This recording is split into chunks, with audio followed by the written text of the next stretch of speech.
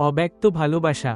সাঈদ প্রতিদিন কলেজে যায় ঠিক সময়ে, কিন্তু প্রতিদিনের সবচেয়ে গুরুত্বপূর্ণ মুহূর্তটা ঘটে একটাই, সাঈদা যখন করিডোর দিয়ে হেঁটে যায়। হাওয়ার সঙ্গে উড়তে থাকা ওর চুল, আর চোখে মুখে একটা অদ্ভুত শান্তি, সেই দৃশ্যটাই সাঈদের দিনটার শুরু। 3 বছর ধরে একই ক্লাস, একই ব্যাচ, অথচ কখনো বলার সাহস হয়নি, আমি তোমায় ভালোবাসি। সাঈদ সব সময় দূর থেকে দেখেছে। সাঈদার হাসি, ক্লাসে প্রশ্ন করা, বন্ধুদের সঙ্গে কথা বলা, সব কিছুতেই সাঈদের মন হারিয়ে যেত। বন্ধুদের অনেকবার বলেছে, বলবো একদিন, কিন্তু দিন চলে যায়, বছর চলে যায়, বলা আর হয় না।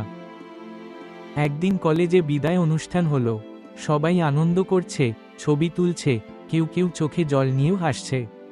সাঈদ জানে, এইটাই হয়তো শেষ দিন, এরপর আর কখনো দেখা নাও হতে পারে। সাঈদ হাতের কাঁপা কাঁপা চিঠিটা নিয়ে গেল সাঈদার কাছে, কিন্তু কিছু বলার আগেই সাঈদা হাসল আর বলল, তুই তো অনেক চুপচাপ ছিলি সব সময়, কিন্তু জানিস, তোকে দেখে শান্তি লাগতো। সাঈদ স্তব্ধ, হাতের চিঠিটা পকেটে ঢুকিয়ে দিল, কিছু বলল না, শুধু হাসল। সে জানে, ভালোবাসা সবসময় বলেই প্রকাশ করতে হয় না, কিছু ভালোবাসা থেকে যায় মনের ভেতর, নীরবে, নিভৃতে, আজীবন।